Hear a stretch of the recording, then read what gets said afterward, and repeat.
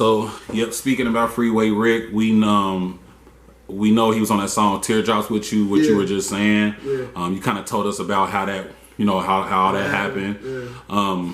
Basically, what project was that on? That you got Freeway Rick on? Yeah, that was on the Block Love EP. That was released end of 2019.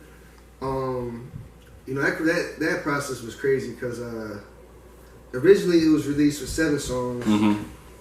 Then I had to cut 2 songs off because we ran into some issues with an artist that was featured on those 2 songs over nothing.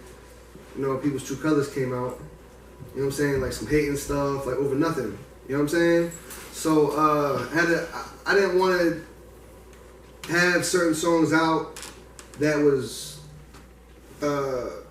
promoting anybody that was sneak dissing and hating and doing that other stuff. So and the reason why, I would have left it on, but I kind of had to get those songs remixed and mastered anyway. So I was like, when I throw it back up, I'm gonna just throw it up with just 5 songs instead of 7. But the same dude, Tevin Evans, who goes by Heavenly, I think that's his tag, or like what he goes by. I don't know if he changed his producer name. Right. But Heavenly Productions, or whatever you want to say, he did all the beats. We recorded all of it. We had a misunderstanding too, because like the Black Love project, it was dope, but it was just like there was so much that came with it because I'm doing all this stuff and I'm coming up to him and spending time away from certain things to get this project done. Mm-hmm. And when I'm going up there, like, I'm getting him food and all this other stuff. You know what I'm saying? So I'm not saying that amounts to studio time, but I thought we was working together. He tried to hit me with a price at the end that I'm like, wait, what? We didn't talk about this. So he tried to hold the files, you know what I'm saying, out of him feeling how he felt. But he didn't know I already had certain files that I could put it out. Mm-hmm. You know what I'm saying? So we had a disagreement about that, which is now like, we mended that. You know what I mean? We're not on bad terms. But at the time, though, it was bad because it's like, and my opinion was, you're hating, you're trying to mess up my process, and his thing was he felt like he did all that work and he wanted something. I was like, if that's the case, you should have said that from jump. And I told him that. Every time I'm saying this camera, I said to his face. Mm-hmm. And we're good now, though. Like, we didn't talk for a while, though, but I recently called him earlier this year and was like, look, this is why I felt. And the project, I said, nah, I understand. And I had my side story, but I understand where you're coming. So we're cool. But it was just a misunderstanding. Mm-hmm. You know what I mean? Well, not from, I don't know. From his point, he said it was a misunderstanding. But, that whole process, man, it's dope music on there, but even through like getting songs mixed, like it was like a process because some of the files I didn't have all the stems because he was holding them. It was just crazy. But by the grace of God, it still came out cool. Mm-hmm. If somebody was able to mix the waveforms cool and then me add my own stuff to it, and but that process was painful though. But yes, that. So aside from all that, a dope project. I'm glad Rick was a part of it. Like I said, he just sent it to me. It's got some dope songs on there. But I think that process I kind of had to go through so that when I got to people who didn't move like that or could work with easier, I would appreciate it more. Mm-hmm. You know what I mean? So Block Love was released, shot the Block Love video in Philly. It's not like, I think it's at 12,000 right now. Mm-hmm. It's still going up, which is cool. Shot scenes in Southwest Philly and in South Philly. Dope video, you know what I'm saying? I wanted to shoot Teardrops. I wanted to shoot the Teardrops video, but I just couldn't make it out to LA to get. I want to get Rick involved with it. Right. I don't want to shoot it without Rick in it. So I can still shoot it, but I just didn't want to do it without Rick in it. Which would be a great look. Yeah, for sure. So that's a dope project though. Like I like all the songs, I like how they flow. It was a good introductory EP, and then Well, I mean, so yeah, because I remember, you really liked. Was Teardrops your favorite one on that project? I like Teardrops. I really like Block Love. I like the original song. Yeah, those are my favorite. Then there's a few other ones like there's other songs I like. One of my favorite songs is King James, talking about your friend James. Like that was I remember you telling me about the like letting his family hear it, and like I can see why they would be emotional because just listening to the song, you could just tell this guy was if I made an assumption of this guy, he was a great dude. Yeah, that one was tough because I actually didn't I didn't make that song until 2 years after he passed. Because it was hard to visit that topic for me. Right. You know what I'm saying? Like, it was hard for me to get it, like, find the right beat, and you know what I'm saying? But yeah, man, that was my homie, man. He died in a car accident. You know, the funeral was tough for me. Like, I've been to a lot of funerals. That one I cried. That was tough. You know what I'm saying? I had to speak at the funeral, everything. So shout out to James, shout out to his family, shout out his son Samaj. You know, it was tough though. But yeah, it was a dope song, man. I had the dope metaphors and just telling his story, and it was real heartfelt. You know what I'm saying? That's a lot of people's favorite. I mean, when I make projects, it's like whenever I talk to people, they like the whole project, but everybody had different favorites because I can do different styles. I can still be me, but sonically I can do this style, I can do this style. Right. So depending on what you like, it's going to be your favorite. Just to appreciate the other ones. You know what I mean? But yeah, the Black Love's dope project. Like I said, shout out Tevin, or Heavenly Productions, whatever he wants to be called. Like I said, whatever differences we had, we mended it, and I just appreciate him for working with me and doing that whole project, which is hard for producers to do these days. So he's extremely talented. But the Triumphant project, right, which is the new one, was easier. It was an easier process. You know what I'm saying? So that one's got like different producers on it. It's got my man J.I. Music from Philly. It's got Acapella, who's from the Pittsburgh area, and it's got what else? Oh, my man Cesar. I don't know how I forgot that the Go Dumb was on there. He's gonna kill me for that.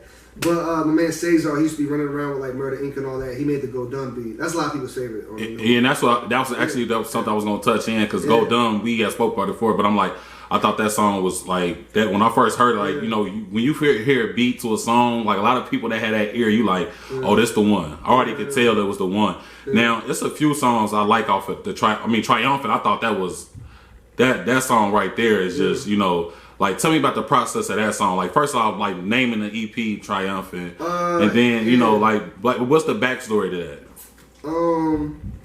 Well, before I started recording the project, because I recorded all those songs mainly in New York. But before that, I was like trying to be like, I was still going through the stuff with like the Black Love project. I'm like, dang man, like I'm releasing music, but it always seems like it's something to try to stop me. And something that tries to get in the way. But I was like, you know what, I'm gonna keep going. Like, I'm gonna be triumphant over everything, triumphant over the things that's going on in my life right now, triumphant over all these things, like people trying to sabotage or try to block my music from, you know, I'm just like, that's how I was feeling. It's like, you can't stop me. Like, you might do little things at that moment to try to delay me, but it's not gonna stop my overall purpose. I'm triumphant over all of it. So, Triumphant is actually a song idea I had for a while. I just never finished it, and I never had the right beat for it. So when J.I. Music sent me the beat, I said, oh, this is the one for it. Recorded it right up in New York, man. And then immediately I knew I was going to call the project Triumphant. Because it tells a story, like, you know, the first one comes in as Code of the Streets. Then you got The Game Plays You, which is a nice little band.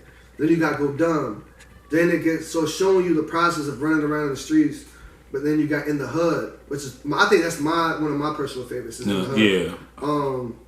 Because then it shows you the downfalls of that, and just the it's not like you're boasting and bragging about it. You're saying like, this is really what's going on in these areas, and this is, if you don't change, if you don't get out of these situations, this is what can happen to you. And then it ends with I'm triumphant over all these things that I went through.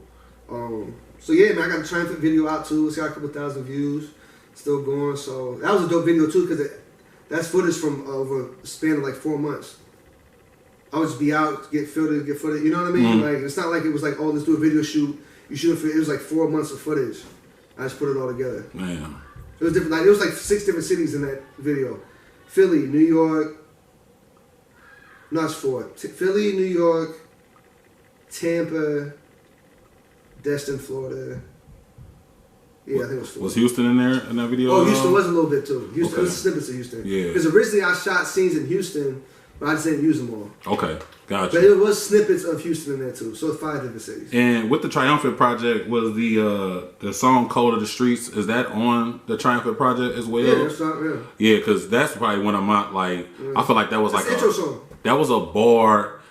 That was a like I can't even pick the best word for that because I feel like you was hitting us with so many metaphors. Yeah. Like it was ridiculous. You know, it's ridiculous. And my thing is like, you know, it's like the feds killing sex. Mm-hmm. When they invade in your house, put bugs in your crib. Now there's a raid in your house.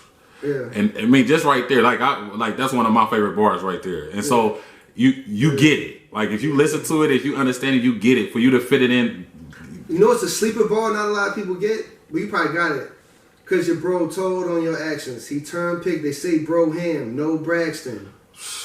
Cause bro ham. I mean, Braxton from Jamie Foxx said bro ham, and he said he turned pig. So they say bro ham, like ham is pig. Mm-hmm. So bro's a pig. He's ratting.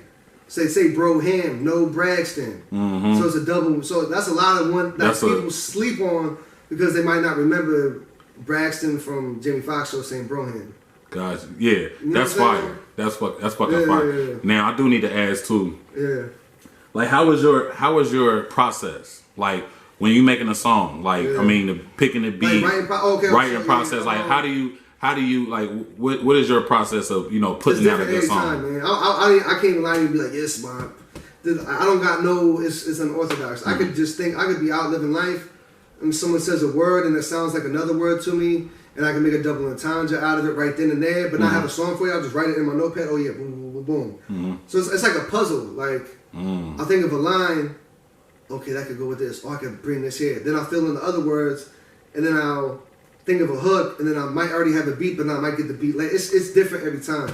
But it's more like I'm not the type of person who like, how some people got organized like song making sessions and songwriting sessions. I'm not that. I live life and just as I go think of shit. Right. I'm not sitting down like, oh, today I'm gonna write a song.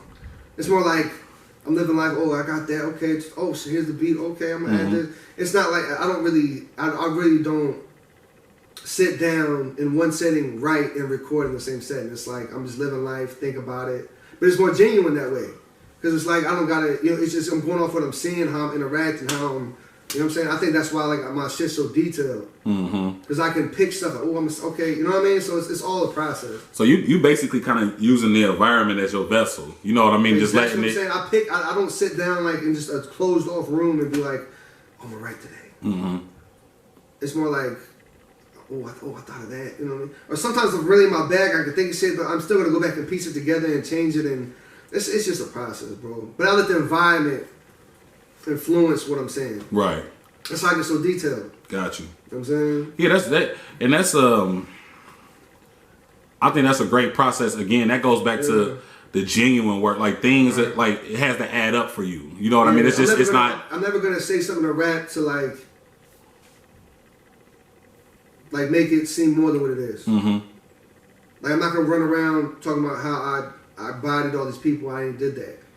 But I will talk about I know killers who will. I will talk about situations I've been in where it could have went like that. But I know how that stuff goes. We've seen other people go through it. But I'm not gonna act like I'm out here just like you know what I mean. It's not that. Like what they say nowadays, no capping. Basically. Yeah, I'm not capping. Like I'm not out here acting like I'm moving 20 bricks and all that. But I know people who do. Right. Or do people who I've seen it. I've dipped and dabbed in it, so I know how it's all structured. And it kind of goes back to like, I know it's a joint project that you had coming out, and I'm gonna let you introduce him as well. Yeah. Hopefully we can get him down here on this couch and we can get that interview going. You can pull up to wherever. You know what I mean? Yeah, we gonna definitely work something out with that. Yeah. But I know you went over a title with me where you were talking about internet gangster or internet thugging. We got all right. So aside from my solo stuff, which I'm still working on solo stuff, like maybe another EP or album coming out next year. I got my group project. The group is called Adversity. But it's spelled like lowercase AD, all caps, verse, VERSE. Then city, like a city. But it's pronounced adversity because we're facing adversity in adverse cities. You know what I'm saying? It's me and my man from the Bronx who has a kid in Columbus, so that's how I linked with him. Introduced. We met through a mutual friend, but my man Frank Lagos, crazy story, man. Like, I'm not gonna get too into it because when you interview him, I want him to tell the detail. But like he's, been shot, been in the feds, and all. He's just. But now he's like in the right mind. He's like, man, I got another chance to live life, so I want to do music. So right. we got the group project going. It was a great process. It was the funnest process I've ever been through. Like, because it was no egos. It was fun. We clicked off outside of music. Brought the best out of each other. You know, it was great, man. I'm excited to release this group project because I always want to do a group project. It's just everybody who I try to do a group project with before was BSing. So it's like but he's dope, man. And we got like I said, my man J.I. Music is on there. My man Red Sparks had the Internet Thugger one, and TNT who engineers all my stuff, is on there as an artist doing a hook, and he made a beat on there. My man Evil Ray Rock's on there. Ruben Banks from LA gave us a verse, so it's dope. It's a collective of. I'll let you hear a little bit, you know. So. Oh yeah, it's already like hey y'all, I'm telling y'all, make sure y'all download that link. He's gonna get into that at the end, but telling y'all it's fire. So yeah, the Versity project when that comes out, I just sent the files over, so they're getting mixed now. But hopefully it's released. October. I mean, hopefully earliest released by Christmas, New Year's Eve. Latest like January, February. So it's coming soon. It's just whenever the mixes get done. Now, quick question. You know, you're in the music industry. Basically, would you sign a deal or would you stay independent? Hell yeah. You would sign a deal. Facts. As long as explain. It was pro artist. As long as I could be me, and you just want to enhance it and you want to fund it and us to get more money, cool. Which I think it could happen because I'm establishing myself as an artist anyway. It's not like, you know, I know how to do stuff. I know how it goes. You know what I mean? I know how to make good songs. So if it got to a point where it's like, yo, I just like your music. I just want to put, you know what I mean? I'll sign it. Yes, because people listen. A lot of these independent people who are popping, they might not be signed, but they got A&Rs, they got distribution and partnerships with people. They're not just doing it themselves. Right. You know what I'm saying? That's the biggest misconception. And if I could get 60 or 65 or 50% of millions rather than 100% of nothing, I'm taking the deal. Because they're going to put you on the platforms. They're going to put you mainstream. They're going to put you on these tours. Even if it's a 360 deal, as long as not every 360 deal is the same. You can talk about your percentages. And it's like, okay, well, if y'all want to get a percentage, this is that, but I'm still getting the main percentage. But y'all are leading me to this bag, and we all get the bag together. I'm getting something. I'd rather get 60, 65% of millions than 100% of nothing. But it just depends though, because I mean, the shit could pick up without that, and then now they're coming to you, and now you just can do a partnership deal. You don't gotta sign. You know, you can have your own label that, like All Money In, like Nip did with Atlantic, with All Money In. You know what I'm saying? It's just, I think every artist, it just depends on what's best for you and what you want.